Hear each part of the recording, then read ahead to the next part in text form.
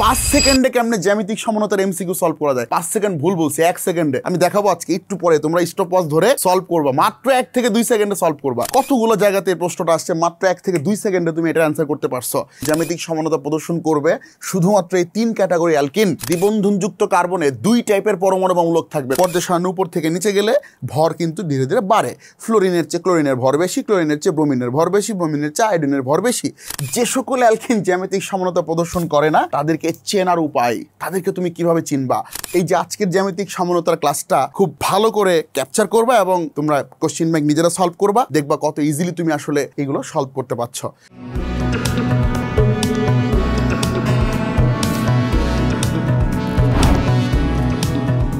আচ্ছা দেখো, আমরা তোমাদের সাথে জ্যামিতিক সমানতা নিয়ে আলোচনা করতেছিলাম। তো জ্যামিতিক সমানতার আজকে হচ্ছে আমাদের পার্ট 2। আমরা আগের পার্টে অলরেডি তোমাদের সাথে জ্যামিতিক সমানতার বেসিক কথাবার্তাগুলো আলোচনা করছিলাম, কোন যৌগগুলো জ্যামিতিক সমানতা প্রদর্শন করবে আর কোনগুলো করবে না, এই রিলেটেড কথাবার্তাগুলো আমরা তোমাদেরকে অলরেডি দেখাইছিলাম। দেখো, আমরা লাস্ট ক্লাসে মোটামুটি যেই জিনিসটা পড়ছিলাম জ্যামিতিক সমানতার ক্ষেত্রে, একটু খেয়াল করবা, একদম লাস্টে এই কথাটাই কিন্তু আমাদের ছিল। অ্যালকিনের ক্ষেত্রে একই আণবিক সংকেত এবং গাঠনিক সংকেত বিশিষ্ট যৌগে কার্বন কার্বন বন্ধনের মুক্ত আবর্তন যদি সম্ভব না হয়, তাইলে কিন্তু আমরা দেখাইছিলাম তোমাদেরকে 2 প্রকার কনফিগারেশন সৃষ্টি হয়।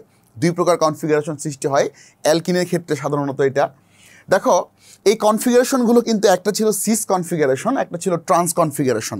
একদম লাস্টের দিকে আমি কিন্তু তোমাদেরকে একটা যৌগ দিয়ে সিস এবং ট্রান্স শিখাইছিলাম। এখন প্রশ্ন হচ্ছে ভাই, এই যে সিস এবং ট্রান্স এই শব্দগুলো কিন্তু তোমরা অলরেডি জানো। এই সিস এবং ট্রান্স এগুলো কিন্তু আলটিমেটলি হচ্ছে ল্যাটিন শব্দ। আচ্ছা, তাহলে ল্যাটিন শব্দ এই যে সিস, এই সিস শব্দটার মানে কি বলো তো ভাই?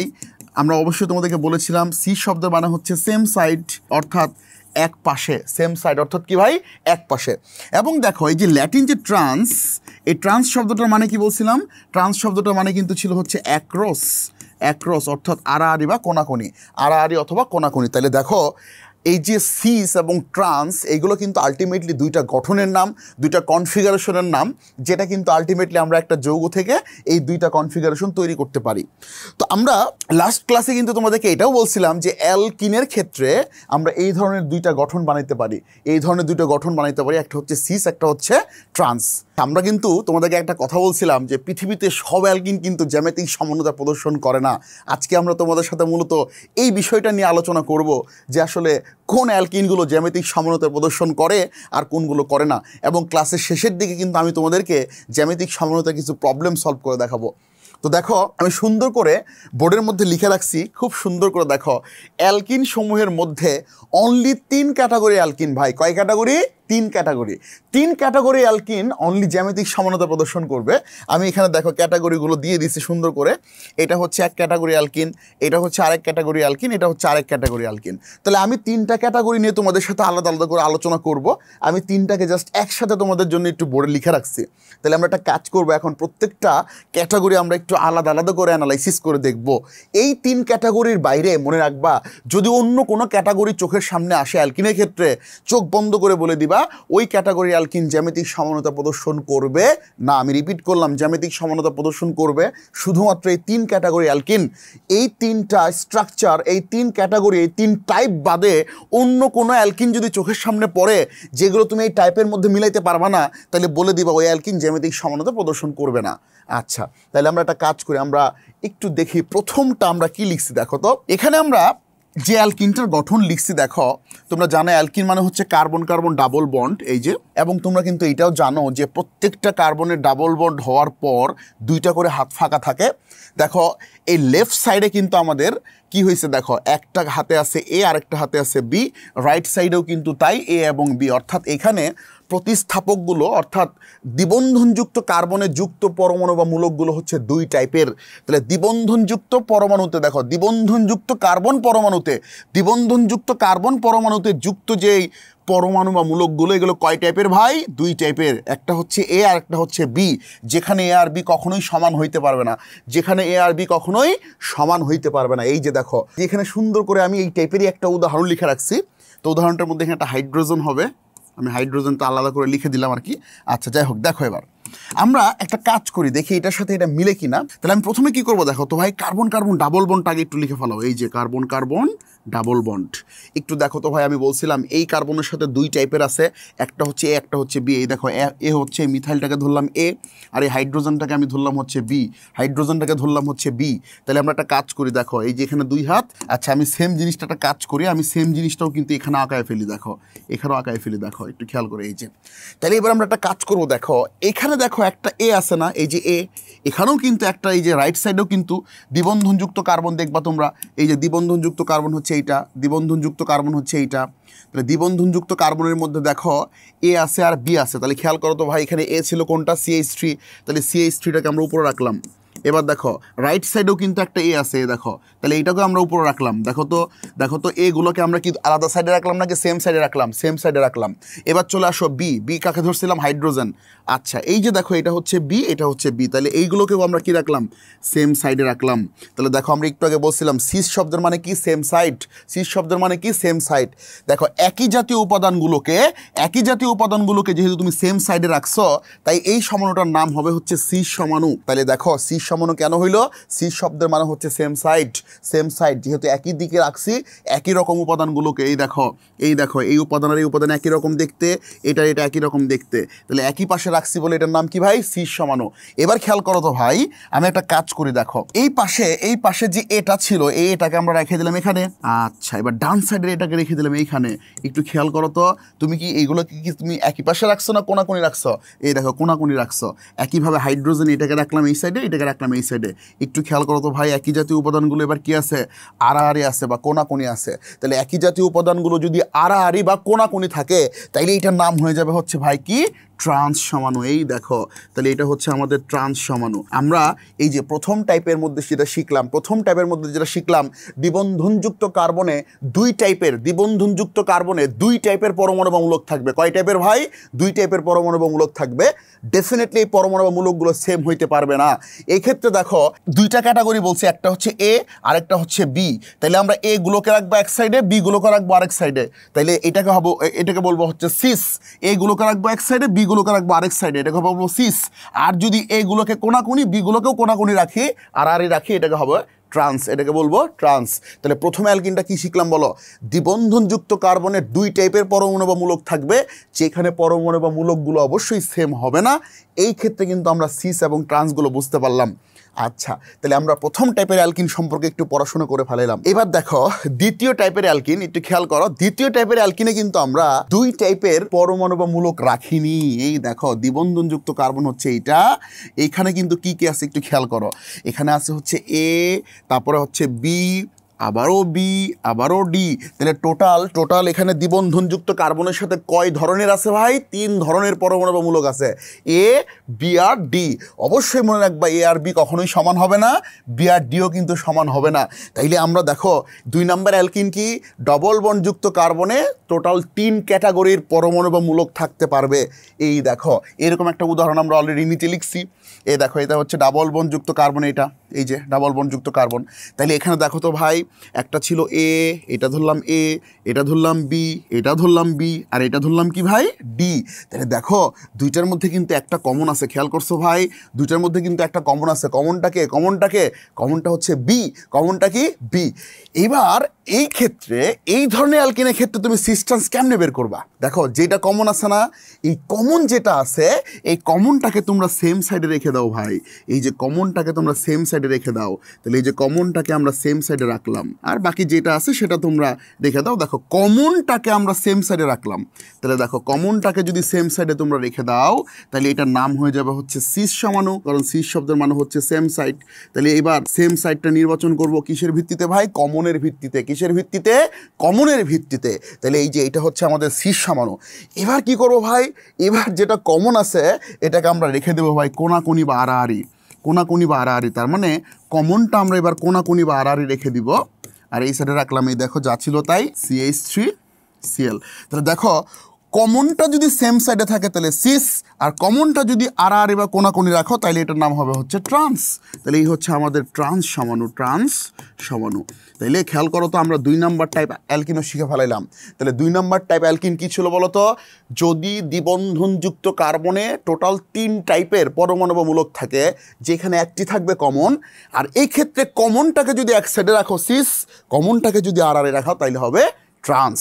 তাহলে আমাদের এই ক্ষেত্রেও আমরা কিভাবে জ্যামিতিক সমানতা নির্ণয় করব এই ধরনের অ্যালকিনের ক্ষেত্রে, সেটাও কিন্তু আমরা বুঝতে পারলাম। এইবার মোস্ট ইম্পর্ট্যান্ট এইটা, অনেক কথাবার্তা দেখতে পাচ্ছ তোমরা, আমরা নিচের দিকে আগে তাকাবো না, নিচের দিকে অবশ্যই আগে তাকাবো না, আমরা একটু উপরের দেখি। দেখো এই যে 3 নাম্বারটার দিকে তাকাও তো ভাই। এখানে দেখো ডাবল বনযুক্ত যে কার্বনটা, এই যে এটা ডাবল বনযুক্ত যে কার্বন, এটা হচ্ছে ডাবল বনযুক্ত কার্বন। আচ্ছা, এই ডাবল বনযুক্ত কার্বনটার মধ্যে দেখো তো ভাই, এ আছে, বি আছে, আবার ডি আছে, ই আছে, অর্থাৎ টোটাল 4 ধরনের পরমাণুমূলক। কয় ধরনের ভাই? 4 ধরনের পরমাণুমূলক ডবল বনযুক্ত কার্বনে। কিন্তু এবার দেখো এই যে 4 ধরনের 4টাই কিন্তু ভাই আলাদা, অর্থাৎ একটাও তুমি কমন পাবা না ভাই। কমন না পাইলে তো বিপদটা কি? বিপদটা হচ্ছে যে ভাই, কমনটা যদি একদিকে থাকতো তাইলে আমরা সিস বলতাম, আর কমনটা যদি কোনাকুনি থাকতো তাহলে ট্রান্স বলতাম। ভাই এখানে তো একটাও কমন নাই। এই ক্ষেত্রে আমরা করবোটা কি? বা টেনশন করার দরকার নাই। এই ক্ষেত্রে আমরা যে কাজটা করব, দেখো কার্বন কার্বন দ্বিবন্ধনে আবদ্ধ পরমাণু যারা থাকবে, একটু খেয়াল করো, যদি 4টা ভিন্ন ভিন্ন পরস্পর থেকে ভিন্ন হয়, কার্বন কার্বন ডাবল বন্ডে যারাই থাকুক না ভাই, যদি 4টা গ্রুপই ভিন্ন হয়, একটু মনে রাখবা, এই দেখো যেমন এ বি আর ডিই, তবে এদের আণবিক সংকেত দ্বারা সৃষ্ট যে সমানুতা থাকে, এটাকে আমরা ভাই সিস ট্রান্স সমাণু বলবো না। সহজ কথা, সিস ট্রান্স সমাণু বলবো না, তার মানে সিস ট্রান্স এই ক্ষেত্রে আমরা বলবো না। এটা আমাদেরকে ইউপ্যাক বলছে। দেখো ইউপ্যাক এই ক্ষেত্রে নতুন একটা পদ্ধতিকে স্বীকৃতি দিছে, যেটাকে ইজেড পদ্ধতি বলা হয়। তাহলে আমরা আরেকটা জিনিস শিখলাম, ইজেড পদ্ধতি। বলো কি পদ্ধতি? ইজেড পদ্ধতি। তাহলে সবাই বলো ইজেড কোন ক্ষেত্রে হবে? যেই ক্ষেত্রে ডবল বনযুক্ত কার্বনের সাথে যেই 4টা পরমাণু বা মূলক থাকবে, 4টাই যদি পরস্পরের থেকে ভিন্ন হয়, তাইলে এই ক্ষেত্রে আমরা সিস ট্রান্স বলবো না, কি বলবো? ইজেড পদ্ধতি। আসলে ইজেড আর সিস ট্রান্স একই রকম মিন করে, বাট জিনিসটাকে একটু আলাদাভাবে রিপ্রেজেন্ট করা হইলো। এখন ভাই ই আর জেড আসলো কোত্থেকে? দেখো জার্মান শব্দ এন্টিজেজেন থেকে, জার্মান শব্দ এন্টিজেজেন থেকে আসছে হচ্ছে ই, আর জার্মান শব্দ জুসামেন থেকে আসছে হচ্ছে জেড। তাহলে দেখো এন্টিজেজেন থেকে আসছে হচ্ছে ই, আর জুসামেন থেকে আসছে হচ্ছে জেড। তাহলে আমরা 2টা বিষয় জেনে গেলাম কোত্থেকে কি আসলো। এখন প্রশ্ন হচ্ছে এই অ্যান্টিজেজেন শব্দটার মানে কি, আর এই জুসামেন শব্দটার মানে কি? দেখো অ্যান্টিজেজেন শব্দটার মানে হচ্ছে বিপরীত, তার মানে এইটা শব্দ মানে হচ্ছে বিপরীত। অনেকটা কার মতো যেন? অনেকটা হচ্ছে ওই যে বিপরীত মানে কি, এই মাথায় একজন এই মাথায় একজন, অর্থাৎ ট্রান্সের মতো। আর এই দেখো জুসামেন শব্দ মানে হচ্ছে একসাথে, অর্থাৎ ওই যে একই পাশে সেম সাইডের মতো। তাইলে এই দেখো এন্টিজেজেন যেইটা এইটা অনেকটা কার মতো ভাইব দিবে ভাই? ট্রান্সের মতো ভাইব দিবে, অর্থাৎ কোনাকুনি ভাইব দিবে। আর যেটা জুসামেন, এটা আমাদের কার মতো ভাইব দিবে ভাই? সিসের মতো ভাইব দিবে, অর্থাৎ সেম সাইডের মতো ভাইব দিবে। তাহলে যেটা আমরা আগে শিখছিলাম সিস এবং ট্রান্স, ওইটার পরিবর্তে কিন্তু এখন ইজেড। তাহলে আমরা ট্রান্সের পরিবর্তে ইউজ করব হচ্ছে ই, ট্রান্সের পরিবর্তে ইউজ করব ই, আর সিসের পরিবর্তে ইউজ করব হচ্ছে ভাই জেড। একই জিনিস ভাই, একই মত ভিন্ন বোতলে আর কি দিলে যেরকম ব্যাপারটা, ওই রকমই হলো বিষয়টা অনেকটা আমাদের দেশের ওই রাজনৈতিক দলের মতোই। আগে এক ব্যানারে করতো, এখন আরেকটা নতুন ব্যানারে আরেকজন করতেছে। একই জিনিস বাট ভিন্ন নামে ভিন্নভাবে। ওইটাই হয়, যেটাই সিস সেটাই হচ্ছে তোমার ওই জেড অর্থাৎ জুসামেন, ওই যেটাই ট্রান্স ওটাই হচ্ছে আসলে ই অর্থাৎ এন্টিজেজেন যেটা সেটা। তাহলে আমরা কোন ক্ষেত্রে ইজেড ইউজ করবো বলো তো? ডবল বনযুক্ত কার্বনে যদি 4টাই ভিন্ন ভিন্ন গ্রুপ থাকে সেই ক্ষেত্রে আমরা ইজেড ব্যবহার করব। তাহলে ই এবং জেড পদ্ধতিটা কি আমরা আশা করি এখান থেকে সুন্দর করে শিখতে পারছি। এখন ব্যাপারটা হইলো ভাই এই যৌগটার ক্ষেত্রে একটু তাহলে আমাদেরকে ই আর জেড সমাণু বের করে দেখান, ই আর জেড সমাণু বের করে দেখান। দেখো আমি যৌগটা একটু আবারও অ্যানালাইসিস করি। এই দেখো বা আমি একটু নোট আকারে লিখে দিই তোমাদেরকে, সেটা হচ্ছে এখানে যাই করো না কেন সব করবা হচ্ছে ভরের ভিত্তিতে। ভরের ভিত্তিতে যদি এখানে প্রত্যেকটা কাজ করবা, তাহলে আসো আমি একটা একটা করে শুরু করি। দেখো একটা একটা করে শুরু করে দেখো, তাহলে ভরের ভিত্তিতে সব হিসাব করতে হবে কিন্তু। এবার দেখো তো ভাই, আমরা কার্বন কার্বন ডাবল বন্ডটাকে রেখে ফেললাম। আচ্ছা, কার্বন কার্বন ডাবল বন্ডটাকে এখানেও লিখে ফেলাইলাম। দেখো দেখো প্রত্যেকটার মধ্যে কিন্তু আমাদের এই যে এই পাশে 2 হাত ওই পাশে 2 হাত থাকবে। এবার আমরা কি করে সিস আর ট্রান্সটা বের করবো একটু ভালো করে খেয়াল করবো। ভরের ভিত্তিতে বলছি না? আচ্ছা, এবার দেখো ভাই এখানে আছে লেফট সাইডে আছে ক্লোরিন এবং হাইড্রোজেন। তুমি যে কোনোভাবে এটা আইডেন্টিফাই করতে পারো। কিভাবে? কম ভর দিয়েও করতে পারো, বেশি ভর দিয়েও করতে পারো। তাহলে আমি একটা কাজ করি, আমি বেশি ভরের জিনিসটাকে একটু এই দুইটার মধ্যে আইডেন্টিফাই করি। তাহলে এই দুইটার মধ্যে বলো তো বেশি ভর কোনটা? এটা। আচ্ছা, এই দুইটার মধ্যে ফ্লোরিন এবং ব্রোমিনের মধ্যে বেশি ভর কোনটা? ব্রোমিন। তোমরা তো জানো যে এটা হচ্ছে বেশি ভর, কারণ হচ্ছে তোমাদের ওই পর্যায় সারণীর উপর থেকে নিচে গেলে ভর কিন্তু ধীরে ধীরে বাড়ে। ফ্লোরিনের চেয়ে ক্লোরিনের ভর বেশি, ক্লোরিনের চেয়ে ব্রোমিনের ভর বেশি, ব্রোমিনের চেয়ে আয়োডিনের ভর বেশি। তাহলে উপর থেকে নিচে গেলে পারমাণবিক ভর ধীরে ধীরে কী হচ্ছে? বেড়ে যাচ্ছে। আচ্ছা, তাহলে এখন দেখো ভাই, এই দুইটার মধ্যে বেশি ভর হচ্ছে ক্লোরিন, তাহলে ক্লোরিনটাকে উপরে রাখলাম। এই দুইটার মধ্যে বেশি ভর হচ্ছে ব্রোমিন, এটাকে আমরা উপরে রাখলাম। তাহলে বলো তো বেশি ভর হাই ভর যেগুলো, সেগুলোকে একই দিকে রাখলাম কিনা? হ্যাঁ, একই দিকে রাখলাম। এবার একটা কাজ করি ভাই, এই যে এদিককার বেশি ভরটা এখানে রাখলাম, আর এদিককার বেশি ভর যেটা ডান সাইডের যেটা, এটাকে আমরা এখানে রাখলাম। এই দেখো। তাহলে এবার বলো তো ভাই, বেশি ভর যেগুলো, এই বেশি ভরেরগুলোকে এক পাশে রাখছি না কোনাকুনি রাখছি? বেশি ভরেরগুলো এক পাশে রাখছি না কোনাকুনি রাখছি? এক পাশে রাখছি এখানে। তাইলে এই যেটা আমি বানাইছি প্রথমে, এটাকে আমরা কিন্তু এখন বলবো সিস, কিন্তু সিসটা বলা যাবে না। সিসের পরিবর্তে আমরা কি বলতে বলছি ভাই? জুসামেন বলতে বলছি। জুসামেন মানে কি? এক পাশে। তাহলে এটাকে আমরা বলবো হচ্ছে জেড সমানু। এটা হচ্ছে আমাদের জেড সমানু। এই দেখো। আর এন্টিজেজেন মানে হচ্ছে বিপরীত, তাহলে এটা হচ্ছে আমাদের ই সমানু। তাহলে দেখো আমরা কিভাবে ই আর জেড সমানু বের করব, বুঝতেই পারছ? জাস্ট কার ভিত্তিতে ভাই? ভরের ভিত্তিতে। তাহলে বাকিগুলো বসায় দাও, বাকিগুলো নিয়ে সময় নষ্ট করার দরকার নাই। এখানে আছে হাইড্রোজেন আর এখানে আছে হচ্ছে ফ্লোরিন, এখানে আছে হচ্ছে হাইড্রোজেন আর এখানে আছে হচ্ছে ফ্লোরিন। তাহলে আশা করি বুঝতে পারছো। দেখো আমরা ভারী ভরগুলো দিয়ে করছি, আসলে কি হালকা ভরগুলোকেও তো এক সাইডে রাখা হইলো, হালকা ভরগুলো তো কোনাকুনি রাখা হইলো। তাহলে তুমি ভারী দিয়ে বলো অথবা হালকা দিয়ে বলো। ভারীগুলো এক সাইডে মানে হালকাগুলো আরেক সাইডে, ভারীগুলো কোনাকুনি মানে হালকাগুলোও কোনাকুনি। তুমি যেটা দিয়ে ইচ্ছা সেটা দিয়ে বলো। তাহলে আমি এখানে তোমাদেরকে ভারীটা দিয়ে বললাম। তাহলে আশা করি তোমরা এই যে যদি চারটা ভিন্ন ভিন্ন থাকে, তাইলে তোমরা কি করবা? তাইলে তোমরা যে কাজটা করবা সেটা হচ্ছে ভরের ভিত্তিতে এই ইজেড সমানুটা বের করবা। এই ক্ষেত্রে সিস এবং ট্রান্স বলার দরকার নাই। তাহলে আশা করি তোমরা এই সুন্দর করে এই বিষয়টা ক্লিয়ারলি বুঝতে পারছো। এবার দেখো, আমাদের এমসিকিউর জন্য খুব কমনলি একটা বিষয় আসে। তাহলে আমরা তিন ধরনের অ্যালকিন খুঁটে পড়ার চেষ্টা করলাম যে কোন অ্যালকিনগুলো জ্যামিতিক সমানতা প্রদর্শন করবে আর কোনগুলো করবে না। এবার দেখো বোর্ডে সুন্দর করে লিখছি, যে সকল অ্যালকিন জ্যামিতিক সমানতা প্রদর্শন করে না তাদেরকে চেনার উপায়, তাদেরকে তুমি কিভাবে চিনবা?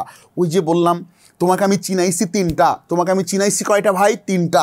এই তিনটা বাদে যদি অন্য কোনো কিচ্ছু চোখে দেখো, বলবো এটা জ্যামিতিক সমানতা প্রদর্শন করবে না। তাহলে আমরা একটা কাজ করি তো, এরকম একটা অ্যালকিন আমরা লিখি। দেখো এই যে ডাবল বন্ড, এই পাশে লিখলাম ধরো হচ্ছে এ, এই পাশে লিখলাম এ, এই পাশে রাখলাম ধরো বি, এই পাশে রাখলাম ধরো ডি। আচ্ছা, আমরা যে তিনটে অ্যালকিন শিখাইছি, তোমরা আমাকে একটু সুন্দর করে আল্লাহর ওয়াস্তে বলো তো, এই টাইপের কোনো অ্যালকিন কি তোমরা দেখছো?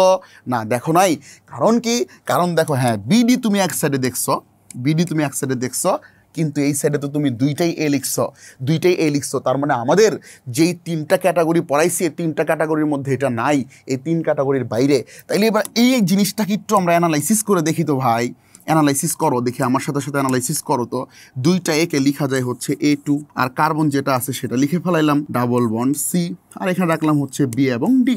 আচ্ছা, এই দেখো ডাবল বন্ড যুক্ত কার্বন এটা, এবং ডাবল বন্ড যুক্ত কার্বনের সাথে যেই গ্রুপগুলোই যুক্ত থাকুক না কেন, সেই জিনিসগুলা আমরা জাস্ট এখানে দুইটা একই রকম রাখছিলাম, তাই এরকম লিখছি, আর বি আর ডি রেখে দিছি। এবার আমাদের মেন খেলাটা খেলবো হচ্ছে এইটা দেখে। মেইন খেলাটা হবে হচ্ছে এই যে এই স্ট্রাকচারটা দেখে। তুমি কেমনে বুঝবা এমসিকিউ, তুমি 5 সেকেন্ডে কেমনে বুঝবা, আমি আজকে তোমাদেরকে সেটাই শিখাই দিব। 5 সেকেন্ডে কেমনে জ্যামিতিক সমানতার এমসিকিউ সলভ করা যায়। 5 সেকেন্ড ভুল বলছি, 1 সেকেন্ডে আমি দেখাবো আজকে। একটু পরে তোমরা স্টপ ওয়াচ ধরে সলভ করবা, মাত্র 1 থেকে 2 সেকেন্ডে সলভ করবা, আমি দেখাবো তোমাদেরকে। দেখো এখন খেয়াল করো তো ভাই, তাহলে এই যে এই যোগটা কিন্তু জ্যামিতিক সমানতা দেখাবে না, কারণ আমরা ওই যে তিন ক্যাটাগরি পড়ছি, ওই তিন ক্যাটাগরির মধ্যে এটা কিন্তু নাই। তাহলে এই জিনিসটাকে কিন্তু আমরা এমনি লিখি। এইবার দেখো তো ভাই, ডাবল বন্ডযুক্ত কার্বনে যেই থাকুক তার সাথে যদি 2 থাকে, বলো কি থাকে? 2 থাকে। তাহলে মনে রাখবা, এই দেখো এই যে যাদের মধ্যে 2 থাকবে, 2 থাকলে জ্যামিতিক সমানতা দেখাবে না। আই রিপিট, 2 থাকলে জ্যামিতিক সমানতা দেখাবে না। তাহলে এই 2 কি হিসেবে? 2 ভাই কি হিসেবে? 2 সংখ্যা হিসেবে। একই জিনিস দুইবার আছে, ওই মিনিং হিসেবে কিন্তু 2 থাকা লাগবে। একই জিনিস দুইবার আছে, ওই মিনিং হিসেবে 2 থাকা লাগবে। আচ্ছা, এখন দেখো এই যে 2 এই 2 এর মিনিংটা আবার অনেকে গুলায় ফেলে। দেখো ধরো কোনো একটা জায়গাতে ধরো মূলক আছে ইথাইল মূলক C2H5, অনেকে মনে করে ভাইয়া তো বলছে 2 থাকলে জ্যামিতিক সমানতা দেখাবে না। ভাই দিস 2 ইজ নট দিস 2, এইটা হচ্ছে একটা মূলকের 2। আমি এই যে 2টা মিন করছি এটা কিভাবে দেখো তো ভাই, যদি এরকম থাকতো ধরো C2H5 এইটা আছে ধরো 2বার, আমি কিন্তু এই 2টাকে মিন করছি হচ্ছে এই যে দিস 2, অর্থাৎ সংখ্যা হিসেবে 2, আর এটা তো একটা মূলকের 2, কাজেই তোমাকে বুঝতে হবে এই 2 আসলে কোনটা। তাহলে যদি এরকম টাইপের 2 থাকে, অর্থাৎ কোনো একটা পরমাণু বা মূলক 2 টাইমস আছে, 2বার আছে, এই ক্ষেত্রে এই 2টা হচ্ছে সেই 2। তাহলে এরকম 2 যদি থাকে তারা কিন্তু জ্যামিতিক সমানতা দেখাবে না। তাহলে দেখো আমরা এটা কিন্তু ভালো করে মনে রাখবো, তোমরা তোমাদের মতো করে একটু লিখে নিবা যে দ্বিবন্ধনযুক্ত কার্বনে, আমি একটু মুখে মুখে বলি তোমরা সুন্দর করে লিখে নাও, দ্বিবন্ধনযুক্ত কার্বনে যুক্ত পরমাণু বা মূলকের সাথে 2 থাকলে, যুক্ত পরমাণু বা মূলকের সাথে কি থাকলে 2 থাকলে ওই অ্যালকিন জ্যামিতিক সমানতা দেখাবে না। সুন্দর করে এই কথাটা তোমরা লিখে নিও। তাহলে কি বললাম আরেকবার আমার সাথে সাথে বলো, দ্বিবন্ধনযুক্ত কার্বনের সাথে যুক্ত পরমাণু বা মূলকে কি থাকলে ভাই 2 থাকলে ওই অ্যালকিন জ্যামিতিক সমানতা দেখাবে না। আমি কত সহজে এই জিনিসটা দিয়ে কতগুলো এমসিকিউ সলভ করতে পারি। আসো এই যে প্রথম একটা এমসিকিউ লিখছি, দেখো বিশাল একটা এমসিকিউ, অনেকগুলো জায়গায় আসছে, অনেকগুলো বার আসছে, একদম রেল লাইনের মতো একটা বিশাল বড় বোর্ড কোশ্চিন। তাহলে আমরা একটু দেখব অ্যাডমিশনে আসা প্রশ্ন। আসলেই প্রথম প্রশ্নটা আমরা একটু দেখি, কোনটি জ্যামিতিক সমানতা প্রদর্শন করে, কোনটি জ্যামিতিক সমানতা প্রদর্শন করে। তো আমি বলছিলাম যে মাত্র 1 সেকেন্ডে করবা, অবশ্যই করতে পারবা আমার সাথে সাথে। দেখো খালি আমি বলেছিলাম যাদের সাথে 2 থাকবে সে করবে না, দেখো এখানে 2 আছে করবে না, 2 আছে করবে না, 2 আছে করবে না, এই দেখো এখানে কোনো 2 নাই, এটাই করবে, উত্তর এইটাই হবে, এইটাই হবে। আমি বলছি না 1 থেকে 2 সেকেন্ডে উত্তর করে ফেলবা। তাহলে যেগুলোর মধ্যে 2 থাকবে সেগুলো করবে না, আর যেগুলোর মধ্যে 2 থাকবে না সেগুলো কি করবে। তাহলে আশা করি এই যে এইটা সুন্দর করে তোমরা বুঝতে পারছো কীভাবে করবো। আমি আরও দেখাই, দেখো নিচের কোন যৌগগুলোর মধ্যে জ্যামিতিক সমানতা প্রদর্শন করে কারা, করে কারা সেটা তো আমি বলেই দিয়েছি। 2 থাকলে করবে না, নো। এই দেখো এই মিথাইল মূলকটা 2বার আছে, করবে না, নো।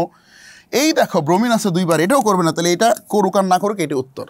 কথা বুঝছো কি? তাহলে দেখো আমরা অন্য অপশনগুলোর দিকে তাকাবোই না, আমরা পটাপট করে বলে দেবো এটাই উত্তর। তাহলে দেখো এটা করার জন্য কয় সেকেন্ড সময় লাগলো বলো তো, কয় সেকেন্ড সময় লাগলো ভাই? মাত্র 1 থেকে 2 সেকেন্ডে করতে পারবা। দেখো এটা কতগুলো জায়গা আসছে, ঢাবিতে আসছে 2বার, 3বার, জাহাঙ্গীরনগর আসছে, কুমিল্লাতে আসছে, তারপরে রুয়েটেও আসছে, কতগুলো জায়গাতে প্রশ্নটা আসছে। মাত্র 1 থেকে 2 সেকেন্ডে তুমি এটা অ্যান্সার করতে পারছো। তাহলে দেখো তো ভাই আমরা কেমনে কেমনে সলভ করে ফেললাম। এবার চলে আসো পরেরটা। দেখো নিচের কোন যৌগটা সিস ট্রান্স সমানতা প্রদর্শন করে। আচ্ছা এখানে একটা কথা আমি একটু বলে রাখি তোমাদেরকে। দেখো সিস ট্রান্স সমানতা আবার কি ভাই? তোমরা জানো যে ওই 2 প্রকার কনফিগারেশন সৃষ্টি হয়, একটা হচ্ছে সিস, একটা হচ্ছে ট্রান্স, জ্যামিতিক সমানতার মধ্যে, মনে আছে নিশ্চয়ই। তাহলে আজকে সারাটা দিনই তো তোমাদেরকে এটা নিয়ে পড়াইলাম যে একটা হচ্ছে সিস আর একটা কি ট্রান্স, 2 প্রকার কনফিগারেশন। তাহলে মনে রাখবা সিস ট্রান্স সমানতা মানেই হচ্ছে মূলত জ্যামিতিক সমানতা। তাহলে জ্যামিতিক সমানতার অপর নাম হচ্ছে, জ্যামিতিক সমানতার অপর নাম হচ্ছে সিস ট্রান্স সমানতা। তাহলে জ্যামিতিক সমানতার অপর নাম কি বলতো? সিস ট্রান্স সমানতা। জ্যামিতিক সমানতার অপর নাম কি ভাই? সিস ট্রান্স সমানতা। তাহলে এখন ওই যে বললাম কারা প্রদর্শন করে, কারা প্রদর্শন করে, প্রদর্শন করার জন্য আমরা কিন্তু জানি যে অবশ্যই অ্যালকিন হওয়া লাগবে। তো দেখো তো ভাই এখানে কি কোনো ডাবল বন্ড আছে? না, এটা বাদ। এখানেও ডাবল বন্ড নাই, এটাও বাদ। প্রথম ক্রাইটেরিয়া ওদের তো ভাই ইমানই নাই। ইমান থাকার পর তারপরে সে জান্নাত না জাহান্নাম পরের হিসাব, আগে তো ইমান থাকতে হবে ভাই। এদের তো ইমানই নাই, অর্থাৎ এদের ডাবল বন্ডই নাই। এবার কি করব? এখানে ডাবল বন্ড আছে, এখানে ডাবল বন্ড আছে, এই দুইটার যে কোনো একটা করবে। ওই যে বললাম একটু আগে 2 থাকলে করবে না, তাহলে এটাও বাদ, এটাই উত্তর, এটাই উত্তর। তাহলে দেখো প্রথম কাজ হচ্ছে ডাবল বন্ড থাকতে তো হবে, কারণ তোমরা তো জানো যে বন্ধনের মুক্ত আবর্তন সম্ভব হওয়া যাবে না। তাহলে সম্ভব হওয়া যাবে না মানে কি? ডাবল বন্ড থাকতে হবে। এই যে ডাবল বন্ড এখানে আছে, এখানে আছে, এগুলো তো নাই, কাজে এগুলো বাদ। আচ্ছা এই দুইটার মধ্যে এখন কোনটা হবে? ওই যে যেটার মধ্যে 2 আছে সেটা হবে না, আর যেটার মধ্যে 2 নাই সেটা হবে। তাহলে এই হচ্ছে আমাদের খুব ইজিলি এমসিকিউগুলো সলভ করার টেকনিক। আশা করি তোমরা এই যে আজকের জ্যামিতিক সমানতার ক্লাসটা খুব ভালো করে ক্যাপচার করবা এবং তোমরা কোশ্চেন ব্যাংক নিজেরা সলভ করবা, দেখবা কত ইজিলি তুমি আসলে এগুলো সলভ করতে পারছো। তো যাই হোক, পরবর্তী ক্লাসে তোমাদের সাথে দেখা হবে। আল্লাহ হাফেজ।